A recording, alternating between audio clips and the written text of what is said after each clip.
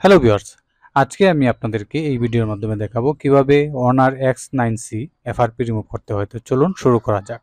Why FRP tool open করে read ইনফোতে click করব এবং সিরিয়াল নাম্বারটি পেয়ে যাব। ওই সিরিয়াল নাম্বারের আন্ডারে আমরা এফআরপি কিটি জেনারেট করতে হবে। আপনারা যারা এফআরপি কোড কিনতে চান তারা আমার সাথে যোগাযোগ করবেন। শুধুমাত্র সিরিয়াল নাম্বারটি দিবেন এবং ওই সিরিয়াল নাম্বারের আন্ডারে যে এফআরপি রিমুভ কোডটি আছে আমি আপনাদেরকে দিয়ে দিব এবং ওইটার জন্য অবশ্যই একটা সার্ভিস চার্জ আছে।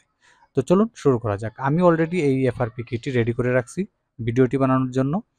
তো আমি এফআরপি কোড যেটি আছে ওইটি আমি টুলের এফআরপি রিমুভ কোডের অপশনে পেস্ট দিয়ে এফআরপি আনলকে ক্লিক করে দিব। জাস্ট ওয়ান ক্লিকে আমার এফআরপিটা রিমুভ হয়ে যাবে।